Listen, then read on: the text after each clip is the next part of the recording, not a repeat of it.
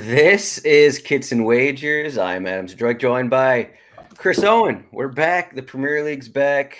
Man, it's been a month and a half. Chris, the last time we talked, I don't know if we even talked on the last show. You were in England. You went to the Liverpool Southampton match. Tell us your experience at that match and what's going on otherwise.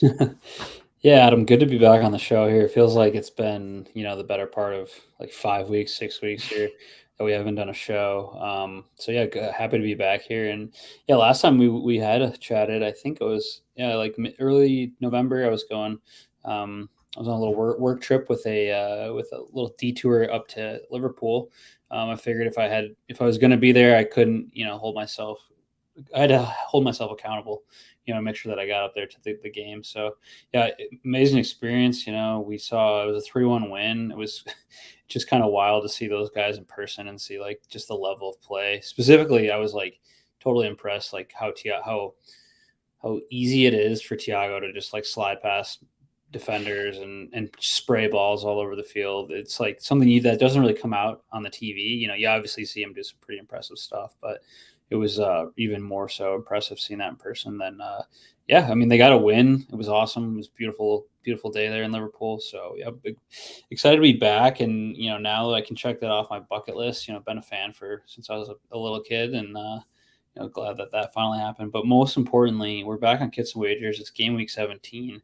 We got some money to make. I think we got some fun little bets here. We're gonna do 3 matches here, and we're a lot of unknowns going into this week. I think we were both thinking that, but a bunch of matches on Boxing Day and then a couple more. We are kind of doing this one a little early here on a Thursday ahead of Monday's matches. So a couple things could change. There's going to be probably a lot of differences with the lineups than what we're kind of seeing, but there could be some cool bets to make and some different type of bets to kind of pursue.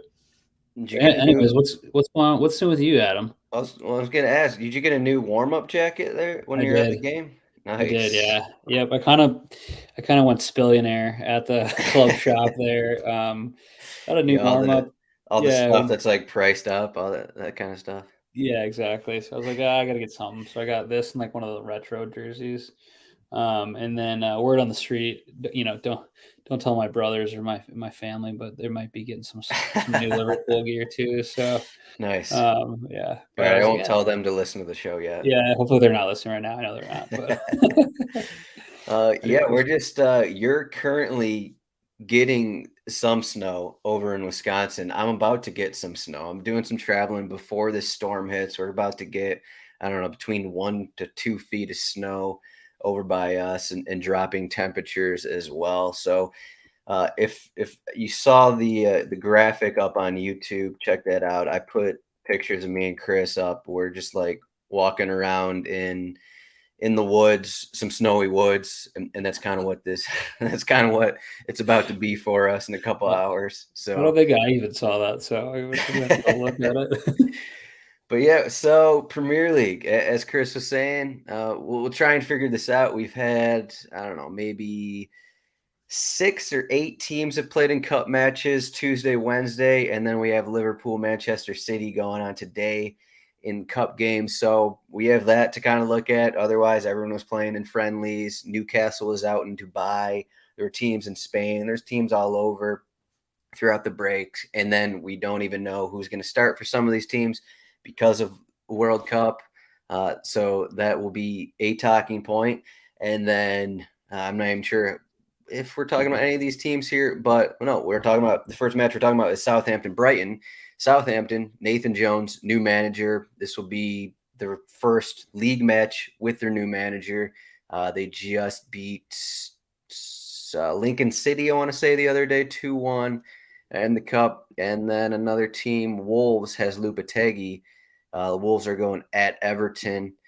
So a couple teams with new managers that were added over the break. So a couple things to check out before betting. You'll want to make sure you're not completely putting in the first half of the season into your bets when looking at this kind of thing. But all right, this first game we're talking about here, Southampton home against Brighton. You can get Southampton plus 235 to win. Brighton plus 115. Draws plus 245. Over 2.5 goals, -115. Under 2.5 goals, -115. Both these teams played Tuesday, I think I want to say, earlier in the week. Yep. Brighton Tuesday. just lost, I thought, yesterday in PKs. Yep. So Brighton have some injuries, and McAllister's out. World Cup winning Alexis McAllister, he will not be playing. Adam Webster still battling some injury. Welbeck battling injury. Both guys were injured in a friendly. We got those things. We're not exactly sure who's going to take McAllister's spot in the midfield. Could be Billy Gilmore. Could be something else. Southampton, as I mentioned, they're getting KWP back. He played midweek, but again, they have a new manager. So, with all that said, and what are the thoughts for this game here? The initial thoughts are there are a lot of variables in this game. There's so many moving parts that we're not really totally sure about. Specifically, the lineups, is the number one thing here. One thing we do know is that Brighton are going to be without McAllister, which is a pretty big miss for them. He's been getting consistent minutes and obviously played a big role for Argentina. Meanwhile, both teams having a manager, so it's like they're going to play that same, like a similar style of what they have played, or should we expect something a bit different? I will say, I think that just given some of the variables, some of these guys are coming back from World Cup. I know Brighton has a few players, specifically Stupinan and then Casado, who are going to be. I did see that they played in the League Cup, but those guys are going to be back in the lineup. I don't know if tired legs plays a role or what here, but they should both be relatively full strength lineups as they kind of looking at the lineups from Tuesday, they both were pretty close to their starting 11s of what they typically play. So it's just like no rest for the wicked a bit here. But I think just like given what we've seen from these teams in the first, I guess we're game week 17 here. So they've played about 15, 16 games collectively, or each team has that. I suspect there's going to be a few goals in this one. They have some of these guys have trained together for the last couple of weeks. Some of them are just getting back into training. There might not be as synchronized as they have been defensively, and even prior to I guess let's call it a lengthy World Cup break. Southampton wasn't exactly airtight at the back. They gave up 3 to Liverpool, 4 to Newcastle. And then prior to that, a nice little 1-0 loss to Crystal Palace. But they've kind of been reeling in the Premier League. And then on the other side, we've got Brighton, who have been involved in a few matches where there's been a lot of goal scoring. So, but going back to November, it was 3-2 against Wolverhampton, and then a 2-1 loss to Aston Villa.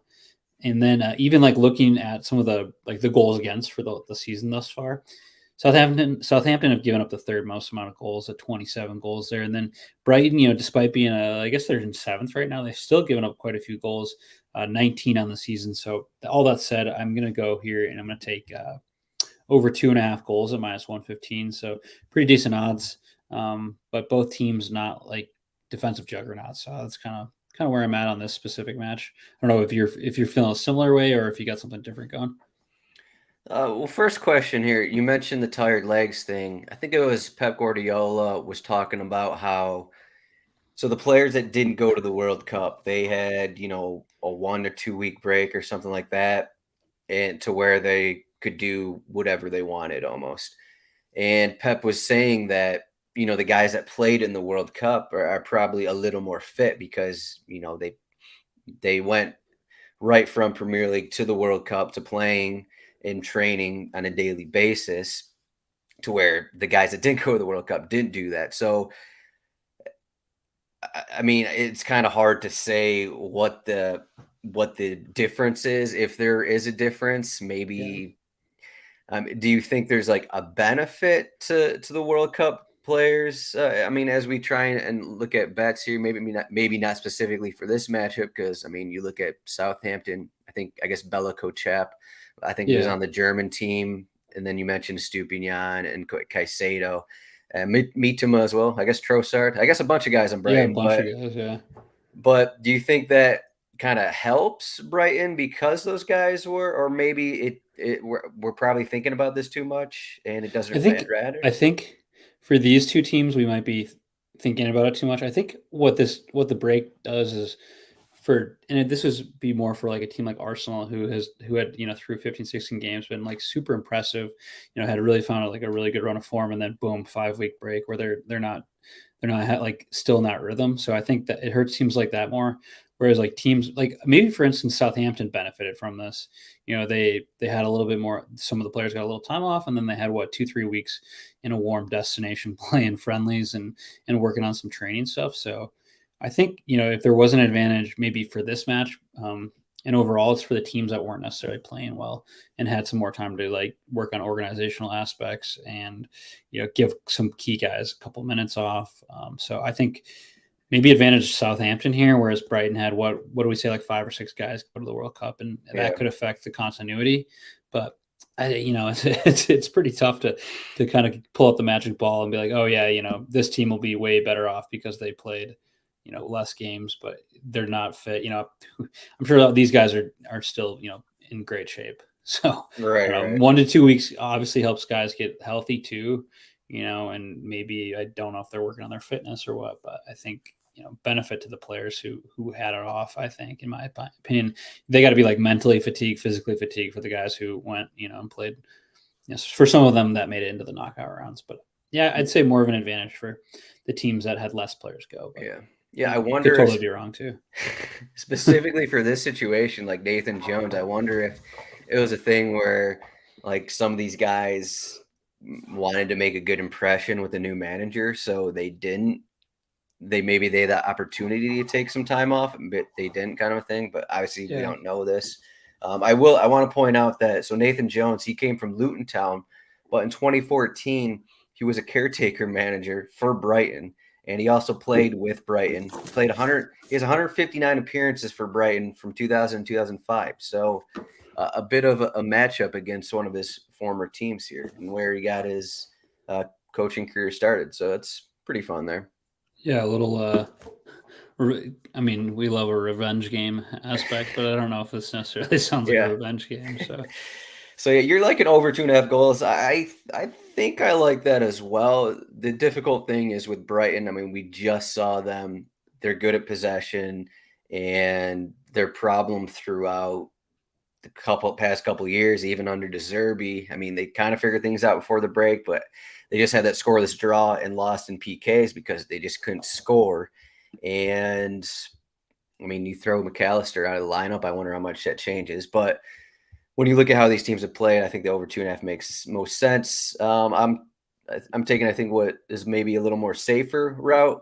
Brighton more corners in the first half instead of taking the full game. This is just I usually do the first half because if Brighton go up 1 goal or 2 goals in the first half and they're sitting back, and then Southampton are getting a bunch of corners in the second half, that bet will lose. So this is kind of why I like taking these first half bets. I think Brighton are going to have more possession. They're going to be on the attack a little more. And yeah, you can get them most corners in the first half at -115. We didn't really talk about this, but in the World Cup, corner bets were extremely difficult. I gave up betting on the corners because there was a lot of times, I think it was Argentina, a lot of their matches were just like 4 corners, 2 corners, just like, even though they had a ton of possession, there's no corners. So I'm pretty happy to be back in Premier League where corner bets usually, I don't know, I don't want to jinx myself here, but I think Premier League corner bets are easier to bet on than World Cup corner bets. And I guess in general, Premier League is easier to bet on than the World Cup. So I'm glad that we're kind of out of World Cup and back to Premier League, as you see my record there. So yeah, I was gonna say, I mean, I'm always awesome. I hadn't seen this graphic in 5-6 weeks here, but I'm always awestruck here when we pull up the records, and Adam's 32-13 on Premier League bets here, and I, let's call it like 15 of those bets are corner bets. So, so he's a guy who knows what he's talking about when it comes to corner bets. But yeah, and up, $100 bets up 2,200. So decent little season here. Let's hopefully we keep it going, and we'll trust in the corner bets, I guess. Yeah, you say that. I pulled up this graphic too, and I was like, "Oh man, I gotta back this up." I can't remember these teams. It's been so long. Now there's all this pressure on me, and we'll see what happens in the first week back. I think I think we can get some good winners here. Yeah. Next game we're talking about, Arsenal home against West Ham. You can get Arsenal minus 200 to win to DraftKings. West Ham plus 550. Draw is plus 340. Over 2.5 goals, minus 135. Under 2.5 goals, plus 105. One of the things I was looking at before this match is the friendlies. West Ham friendlies. They played Cambridge United, Udinese, and Fulham. Arsenal played Lyon, AC Milan, and Juventus. A bit different here. And then you throw in with West Ham, Moroccan Nayef Aguerd doesn't look like he's going to be able to start following the injury in the World Cup. We'll see where he's at, but they also have guys, Pocket return to training, I guess, yesterday, it seems, on Wednesday. So they have guys like that. Declan Rice getting back in training. Cresswell, I think he picked up an issue in a friendly. I guess the big news, though, for Arsenal, what do you think the Gabriel Jesus injury is going to do for them going forward here, and I guess for this match? Yeah, I'm not. You'll have to remind me how long he's out. I just know he's probably going to miss this one, but I think it was a couple more weeks, right? Oh, he's out like 3 months. He got knee surgery. Yeah, so he's going to be out for a while, but I mean, it's interesting. Also, they're likely going to start Eddie Nketiah up front, who is honestly, like, I thought he was pretty impressive down the stretch last season. What he scored, I think he finished the season with five goals or so, and a lot of those came at the end of the season for Arsenal. So it's like not like, and then he was on the last year of his contract too, and decided that he wanted to stay at Arsenal and re-sign with them, despite them kind of bringing in a bunch of new players, and specifically, Jesus is going to take his role at forward too. So it's like another. It's not like he's not used to this like put up or shut up type of thing, which he pretty much did at the end of last season. So I'm interested. I'm like very intrigued about what he does up front for them. West Ham have kind of struggled a little bit this season, probably more so than we thought they were gonna. They've been okay defensively, but they just can't seem to score. They only have 12 goals in 15 matches. So, I'm no mathematician, I think, but it's less than a goal a game. So I think, Eddie Nketiah up front. I mean, Arsenal haven't had any trouble scoring goals this season. And I think just given the supporting cast that they have up front, Martinelli, Saka, Odegaard, and then even some guys off the bench, that they should be fine to score goals here. It'll be, I think in some season-long formats, I went and scooped Nketiah like last week. So if you're not into betting and doing some of that, go ahead and do that. But yeah, I still suspect that Arsenal is just like, I did mention that maybe the break didn't necessarily help them, but I think the way they played and the way that Arsenal's been playing, or West Ham have been playing, that I still suspect that Arsenal will take this game. And I'm actually going to that's actually going to be one of my bets in this match. That's Arsenal minus 1.5. So I expect them to hopefully win by 2 goals, and that's plus 135. Mm-hmm. So they should have a pretty much full strength lineup aside from at forward, and even there, they've got a pretty good fill in there, and West Ham, as I mentioned, not great from an attacking perspective. So lock that one in for me. And it looks like you're feeling Arsenal too here, according to the graphic. Yeah, well, before the show, Matt, I do my bets, and then I asked Chris from bets, and we had the same Arsenal and Manchester City Leeds bets there. So pretty wild, which is. I don't know if that's a good thing, but I'm a little concerned, frankly, but we'll see. So I went to Arsenal money line and under 3.5 goals. That's plus 100. So I considered over 2.5, but I think like a 2-0 win is in play here. I'm not convinced West Ham are going to get a goal. You did mention that they have 12 goals on the season, and we can see in the notes here. Skamaka had a knock in a recent friendly, a few days ago, last weekend, I guess, on his ankle. So they're dealing with those injuries as well in the attack. So, I mean, it might be Antonio getting another start up there. But overall, you look at what Arsenal have done at home this season in league play, 6 home wins, 6 matches, 6 wins, 19 goals scored, 7 against. And this is back after a break. And that's kind of one of the things I'm looking to bet here.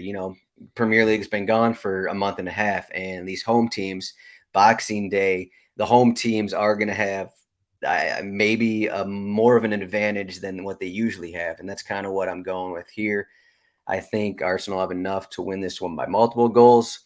Just fingers crossed that they don't win 4-1 or this isn't like a 3-1 result. So I'm also taking the under 3.5. But I mean, we're still getting plus 100 odds on that. So I think that's pretty good value for this is always I always say the game parlays and DraftKings that they put together for you.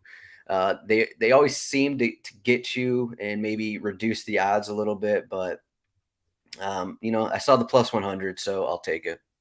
There you go. It looks like we're both back in Arsenal here. So if you're on the Fade Kits and Wagers podcast, you might want to go West Ham here. Yeah, I guess the one reason you go West Ham is be like, oh well, Gabriel Jesus is out, so West Ham have a better chance. But I don't know. I don't think that's good enough a reason. Arsenal got healthier over the break. Like Tomiyasu eventually played in the World Cup. Smith Rowe is getting on his way back. Zinchenko's getting healthier. So all of their guys that were dealing with injuries, they're a little more fit. So I mean, it's almost like everyone on Arsenal's team is kind of healthy right now outside of Jesus. So I think they're going to be fine for this matchup. Yeah, I agree with you here. Next one we got Leeds are home against Manchester City. Leeds are plus 800 to win. Manchester City minus 340. Draws plus 500. Over 2.5 goals minus 240. So over 3.5 goals is plus 105. And then under 3.5 goals is minus 140. This game is on Wednesday, the 28th. The other games we were talking about were Boxing Day on the 26th. The big news with this, let me get this on the screen here. There are the odds. There's the line movement for everyone. Hasn't really moved very much.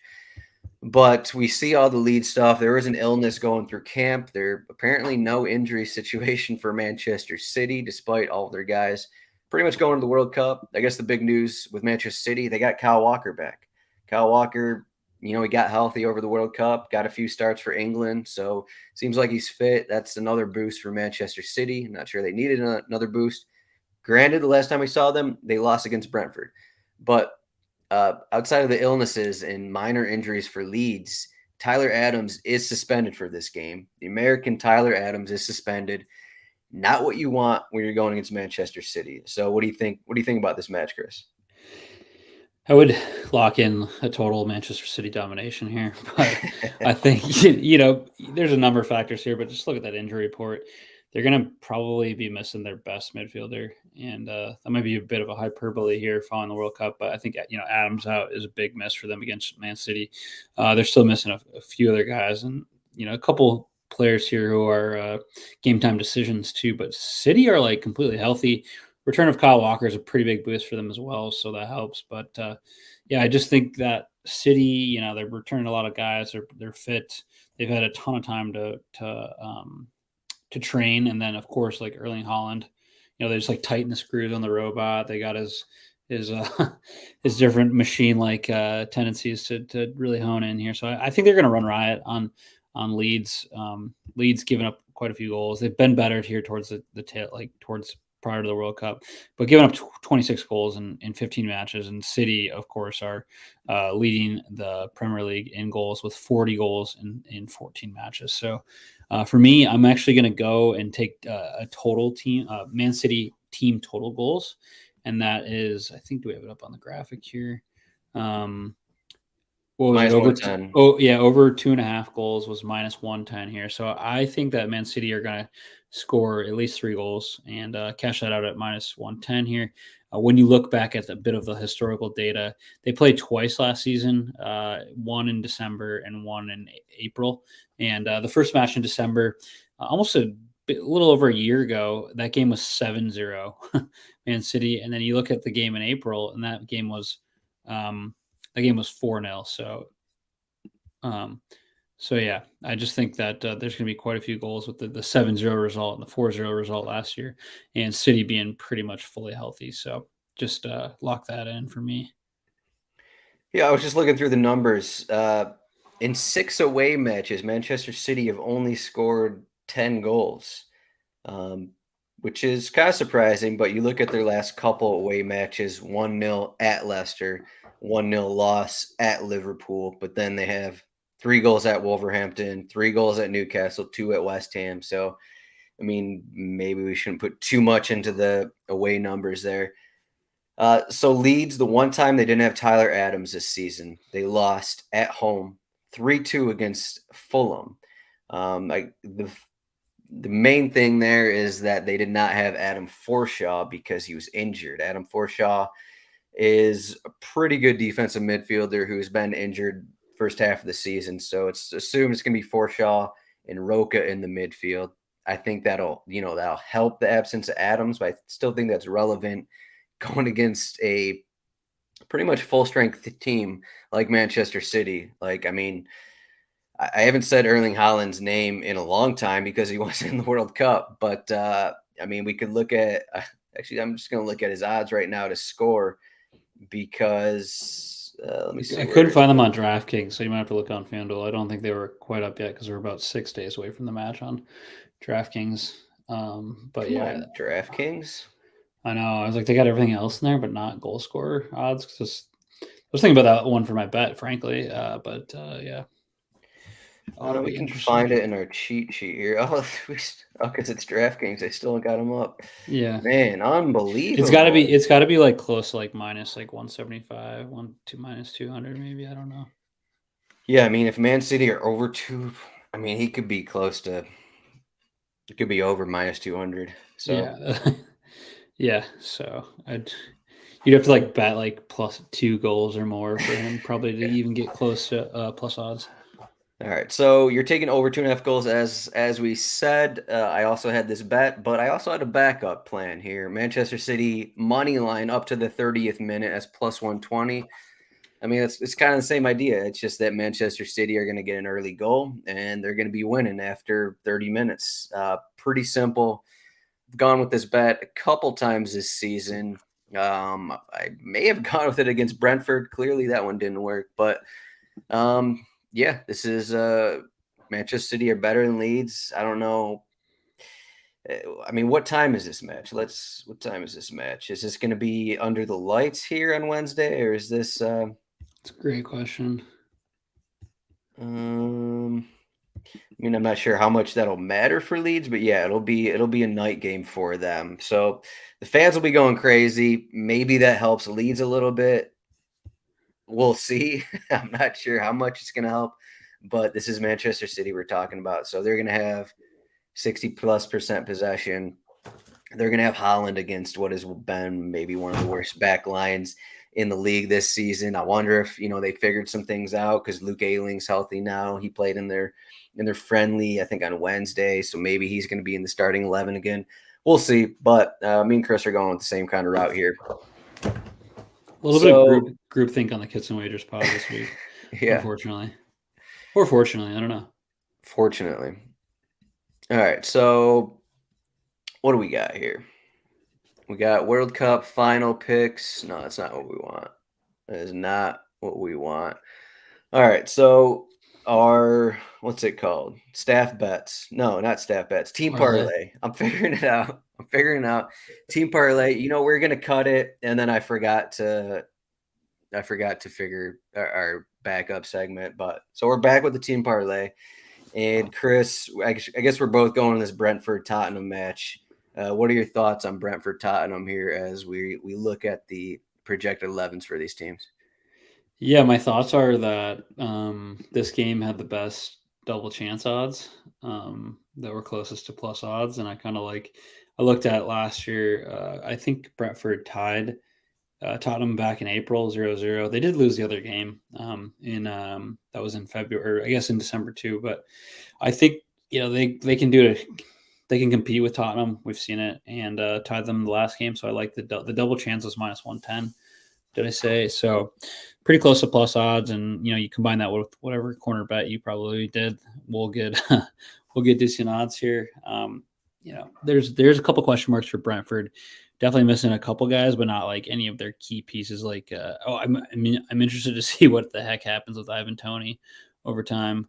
But assuming he plays this game, they should be fine. But yeah, no real. I mean, Rodrigo Bentancur, I think, and Richarlison are out for Tottenham, so a couple probably starters. I don't know, maybe not Richarlison. Tough to say on that one, but yeah, I think Brentford can at least maybe get a draw out of this match. A win might be tough, but I think just given that, I'm going to take the double chance of -110. Yeah, Ivan Perisic as well. Unclear if I don't think I've seen him back in training. Yeah, it would be a pretty quick turnaround. I feel like for Perisic to what he played on Saturday, and then I this would mean, be he about went like 90 in every Croatian match. yeah. So I feel like they might give him a little time off. yeah, so they started Doherty at left wing back in yesterday's friendly and Wednesday's friendly. So like we're not going to get if we don't get Perisic, we don't get Richarlison, we don't get Bentancur, we have this lineup, and then we have Brentford. I always like Brentford beginning of seasons after a break. Thomas Frank always has his team juiced up, always has the fans ready to go at home. So yeah, I like your double chance -110, and that's kind of where my thoughts are for this game. My bet is Brentford to have more corners than Tottenham in the first half. That's +155. I like the odds there, and we put those together. It's +386. But I just think Brentford are going to come out and they're going to put the pressure on Tottenham. I think that's going to result in a few corners. And again, this is the same idea of I'm not going to bet on the entire match because, what if Brentford get the early goal and then Tottenham are pushing the entire second half and they rack up corners in the second half? So that's why I'm betting only in the first half. So just as a reminder of these corner bets, first half corner bets, not full game corner bets, but +386 odds. If we hit this, somehow we're going to be in the positive on the season, even though Could we're be 4-11 huge. right now. Yeah. Could be huge. Yeah. You got any other thoughts here on Boxing Day, game week 17 of the Premier League? I mean, I'm just looking through these rosters and it's like, man, it's good to see you guys back. Yeah, that's my sentiment. Good to be back on the show here, and obviously, it's going to be another long slog till May here for the Premier League. Post World Cup, yeah, just excited to see. Going to maybe watch a couple of these games, and hopefully, we come back and have won a couple of these bets. Yeah, well, I guess we got to mention Chris is going down to Argentina to celebrate the Argentinian World Cup victory. So probably won't be with us for a couple shows here, but Yeah. Yeah, I'm gonna miss a couple shows, but I'm gonna be doing like primary research, on how to celebrate with an Argentinian. So, maybe I get into some Malbecs and and some Argentinian if you beef. don't So, come back with a messy kit, I'm going to be there's disappointed. I eat maybe a quarter zip, maybe a Yeah, messy we kit. I need don't know. Messi. We need McAllister. I mean, we're gonna be. I'm gonna become a Brighton fan here after McAllister won the World Cup here. Yes, And his I Instagram posts, if you didn't see those. yeah, he's wild. Maybe an Emmy Martinez goalkeeper jersey. That man Yeah, is out of pocket. Love it. yeah. Um, Speaking of that, Emmy Martinez probably will not start on Boxing Day. Robin Olsen probably going to start for Aston Villa against Liverpool. So that's something to watch out for before betting. yeah, Make sure you definitely. look at those lineups before betting. Always the number one thing here before putting in some bets. But thanks for watching, Kits and Wagers. Happy holidays to everyone. We'll be back at some point. Chris will be gone to Argentina. I'm going to be traveling through snowstorms, so we'll see when Kits and Wagers will be going on. We'll see when we get the DFS shows. Um, no schedule. I can't look that far in advance. Yes. I'm taking some days off after the World Cup. But Chris, enjoy the holidays. Enjoy those Christmas cookies. Uh, I'm gonna come and back like a fat loaf of too many cookies. Yeah, me too. Beforehand. I signed up for an indoor soccer league. The first game is Tuesday, January 3rd. So it's like right after 10 days of traveling for me, right after I'm stuffing my face for 2 straight weeks. I'm going to be playing indoor soccer. So I can't wait for that. But Yeah. um, Chris, see you in a couple weeks, and have fun in Argentina. Say hi to Thanks. Messi. Say hi to the Argentina squad for us. Thanks, Adam. Cheers.